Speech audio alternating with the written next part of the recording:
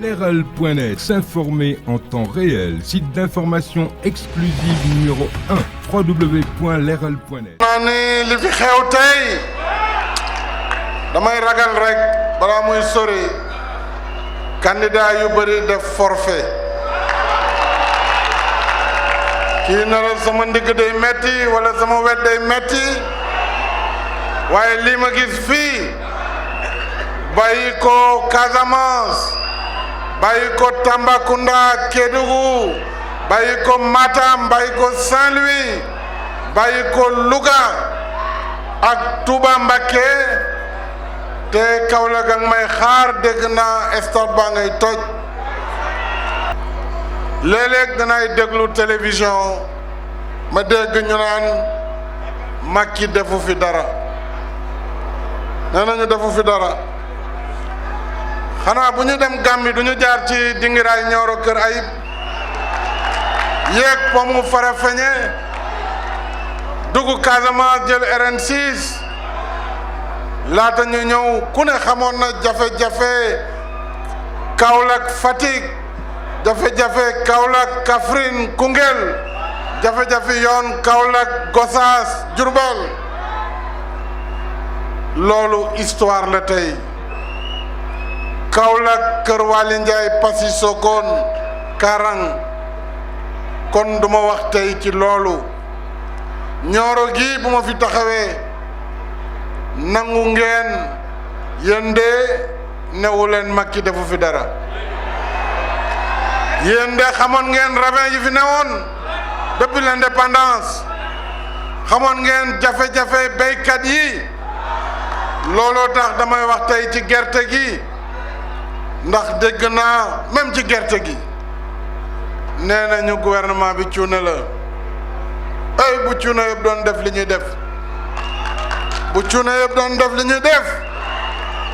nañu laaj kilo gerte lu mu doon jar balaa may yegg ci réew mi mosul passé 150 francs benn at lañ ko yóbbu 175 daanewaat ko mu wàcc ren ji 2019 bu ñu doon xool rek njëgu gerte gi kon kilo bi 145 lañ koy jëndee waaye ma ne loolu du mën a am du ma mës a seetaan loolu mu jëm ci béykat yi ma ne dañ koy bàyyi ci ñeent fukki dërëm ak ñaar muy 210 francs mosu ko wàccit 210 yooyu pour ñu am ko il fallait que nguur gi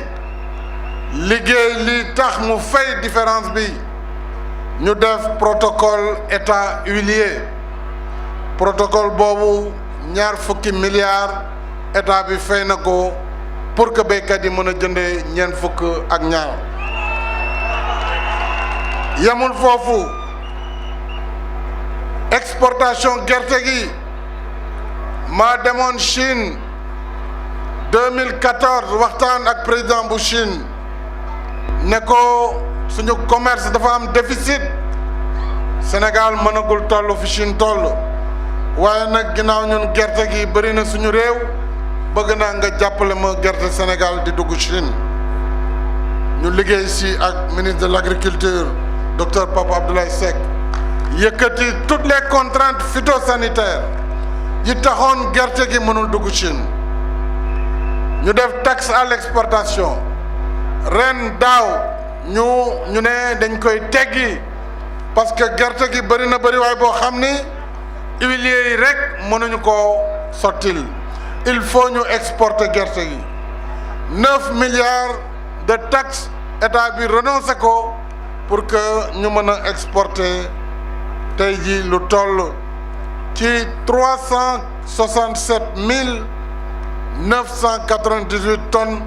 moom la ñu collecté waxtu wi may wax ak yéen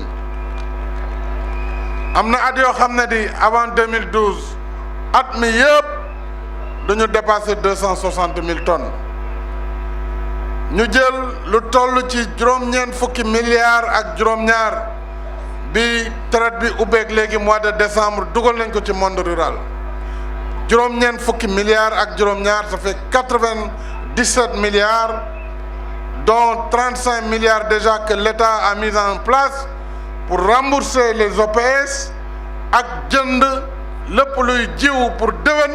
xam nga état buy def loolu sóoraale na béykat bi.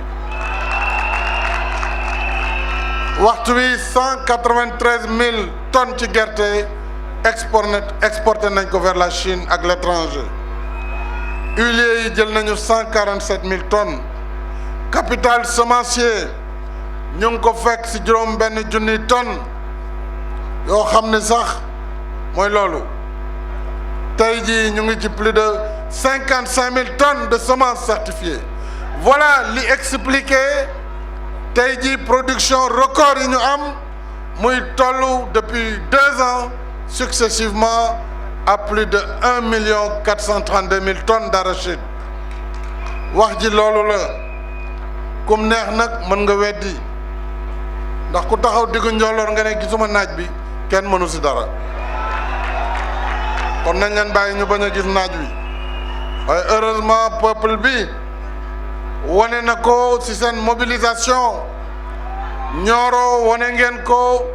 ci seen satisfaction duma wax li ñu def ci njàng mi te Nioro dëkku l'islam la dëkku tafsir Maba Jaxu Ba dëkku kilifa diine yu mag fii la Porokhane nekk moo fi jóge léegi danaa yegg ziyaara ci wàllu njàng ak formation ñëpp ñeewe nañ leen seen nouveau centre de formation technique bu Nioro bu mucc ayib centre bi nekk Nioro moom laa bëgg a def ci chaque chef-lieu de département dans le Sénégal mu nar a nekk 45 centres yu mel ne bu Nioro bu ci ne dana jar 1,4 milliard 1,5 milliard parce que bu ñuy wax dañ bëgg a jox ndaw ñi liggéey faaw ñu jàngal leen métier jox leen jumtukaay muy xale yu jigéen ñi muy xale yu góor yi jigéen ñi DER bi ma taxawal at mu ne fanweeru milliards la si def minimum te xam naa ne dinañ ma feelu lu dul yàgg ni ñu ma ko defalee PUDC ni ñu ko defee plan Sénégal émergent kon danañu dem ba am 100 milliards de francs pour le financement des femmes et des jeunes par an fii ci Nioro am ngeen 327 salles de classe yoo xam ne yu bees la yu ñu tabax yu remplacer lii ñuy wax abri provisoire Kër Maba dans la commune de Manongo am na école franco-arabe bu Taïba Niassène am na 8 collèges d'enseignement moyen muy CM bu Kaymor bu Missira bu Waalo bu Santhiou Thiamène bu Wack Ngouna juróom benn daara moderne de Wack Ngouna Taïba Niassène Porokhane loolu ay yenn la rek yu ma sempi ci li ñu tàmbali fii ci département bu Nioro sama sago nag mooy deuxième mandat bii di tàmbali bu ci yàlla àndee mooy dama bëgg ngeen jël exemple dëkk bi ñuy wax Kër Abibou Niass la ñu fa liggéey mu bokk ci commune bu Taïba Niassène kaala boo xam ni boo ko gisee rek di nga comprendre sama politique li ñuy wax les accès universels ndax Kër Abibou Niass am na ci diiru 2012 ak léegi investissement public yu am solo am na école élémentaire bu bees bu ñu clôturé am na collège d'enseignement moyen am na forage am na poste de santé am na électricité am na piste de production am aménagement agricole loolu mooy li ñu bëgg a defal dëkk yëpp loolu mooy plan Sénégal émergent PAP 2 bi nga xam ni doomu Nioro muy Moustapha Ba expliqué na leen ko alal ji ci war a dem yëpp mat na xalaat bi leer na confiance bi am na moo tax ñun duñu làmb daj ak di foratu ay programme lii ma leen di wax mooy li nga xam ni daanaka sotti na ba pare waaye li ngeen taxawal tey président Moustapha Niass ma santaat la bu baax yow ak xale yi yëpp dara lépp ngeen jël onoon ne wanaan noonu du noonu nag àdduna da ngay mosal gaa yi da ngay mosalaati tuuti lii moom président démocratie bi nag dafa xaw a ëpp. Leral.net, s'informer en temps réel, site d'information exclusive numéro 1, www.leral.net.